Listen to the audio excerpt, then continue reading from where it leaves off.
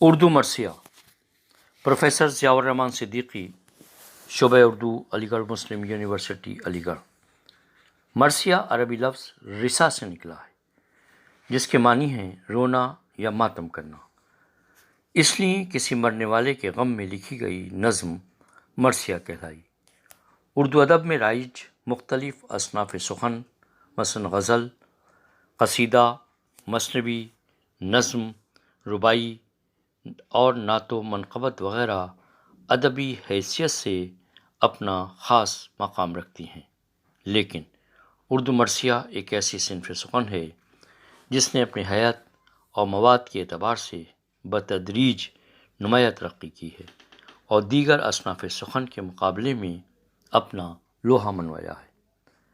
عرب میں دور جاہلیت میں جب دو مقابل گروہوں یا قبیلوں کے درمیان جنگ کے دوران کوئی قتل ہو جاتا تھا تو ان کے متعلقین ان کے غم میں ایسے الفاظ یا اشعار کہتے تھے جسے شخصی مرثیے کی ایک شکل کہا جا سکتا ہے۔ فارسی میں بھی مرثیے کا رواج بہت قدیم ہے۔ فارسی کی ابتدائی شاعری میں محتشم کاشی کا نام مرثیے کے تعلق سے خاص طور پر قابل ذکر ہے۔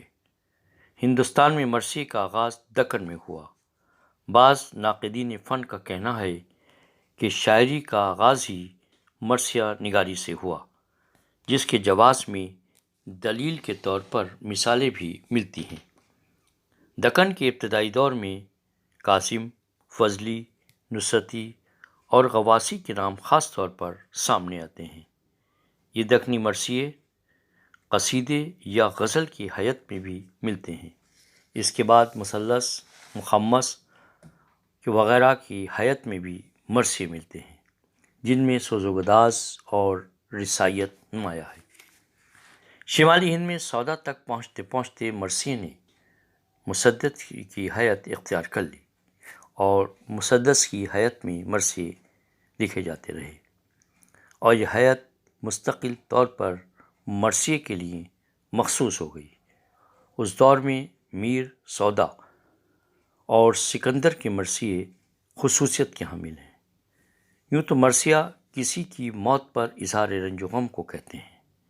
قدیم اور جدید دور میں ایسے متعدد مرثیے مل جاتے ہیں جو کسی مرنے والے کی موت پر اس کے کسی عزیز یا دوست نے کہے ہیں، لیکن مرثیہ آخر کار اس نظم کو کہا جانے لگا جو مسدس کی حیت میں کربلا کے شہداء یا دیگر ائمہ اطہار کی شہادت پر کہی جاتی ہے۔ اس سے ہٹ کر جو مرثیے کہے گئے ہیں وہ شخصی مرثیے کہلاتے ہیں۔ مرثیہ خاص طور پر شمالی ہند میں پروان چڑھا۔ میر انیس کے دادا میر زاہد کو سودا کے بعد مرثیہ نگاری میں خاص اہمیت حاصل ہے۔ میر زاہد کے بیٹے میر خلیق نے اس صنف کو مزید تقویت دی۔ مرزا دبیر کے استاد میر ضمیر نے اس صنف کے اجزاء مقرر کیے، جن میں چہرہ، سراپا، رخصت، آمد، رجز یعنی جنگ، شہادت اور بین شامل ہیں۔ اب مرثیے کا کینوس اتنا وسیع ہو گیا تھا کہ اس میں مثنوی کا تسلسل، قصیدے کا طمطراق، غزل کی شوخی، نعت و منقبت اور فکر و عقیدت سب یکجا ہو گئے۔ میر ضمیر کے بعد ان کے شاگرد مرزا دبیر نے مرثیے کو وسعت عطا کی۔ اس میں قرآن و احادیث کی شمولیت سے لطف و کیف دوبالا ہو گیا۔ اس طرح مصائب کے بیانات کے علاوہ علم مباحث بھی اس میں جگہ پا گئے۔ دوسری طرف میر زاہد کے بیٹے میر خلیق نے اس صنف کو جلا بخشی اور ان کے بیٹے میر انیس کے ہاتھوں تو گویا مرثیہ اپنے عروج کو پہنچ گیا۔ اب مرثیے میں منظر نگاری، جزیات نگاری، جذبات و نفسیات نگاری، روزمرہ اور محاوروں کے اعلیٰ سے اعلیٰ نمونے سامنے آئے۔ دور جدید میں جوش ملیح آبادی، جمیل مظہری، نسیم امروہوی، نجم آفندی اور وحید اختر کے نام اردو مرثیہ نگاری میں اپنا خاص مقام رکھتے ہیں۔ ان شعراء نے انیس و دبیر کے روایتی طرز کو پورے طور پر نہیں اپنایا، یعنی مرثیے کی تمہید یا چہرے میں جہاں انیس کے مراثی میں منظر کشی ملتی ہے، ان شعراء نے اس حصے میں مرثیے کو موضوعاتی رنگ دے کر کسی خاص موضوع، علم، روشنی، وحدت وغیرہ پر مباحث پیش کیے۔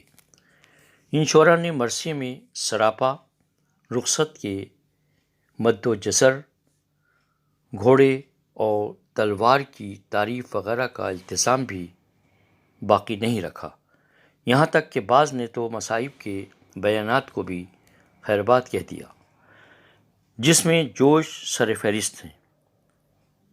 ان کے مرثیے کا خاص طور سے ان کا مرثیہ حسین اور انقلاب، اس میں چند بند مصائب کے ذیل میں آتے ہیں، لیکن نسیم امروہوی اور مہدی نظمی نے جدید دور میں بھی مرثیے کو اپنی اصل مصائب کے یعنی بیان پر باقی رکھا۔ دور جدید میں بھی مرثیہ نگاری اپنی آب و تاب کے ساتھ باقی ہے۔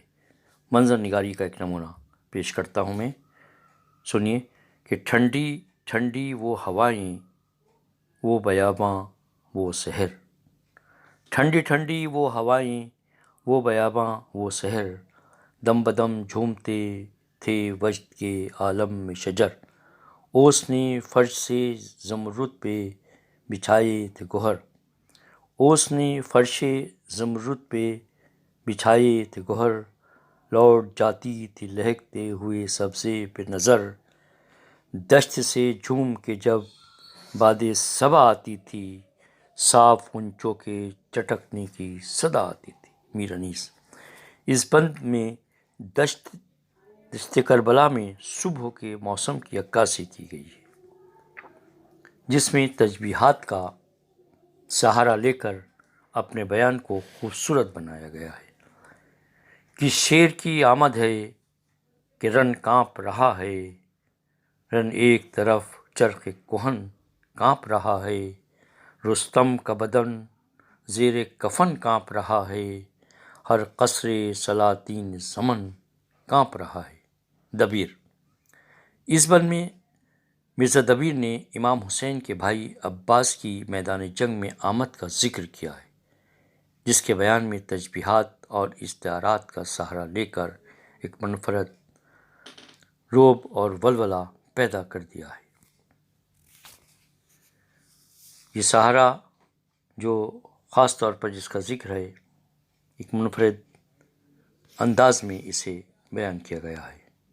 فصاحت اور بلاغت کے لیے میر انیس کے دو شعر دیکھیے۔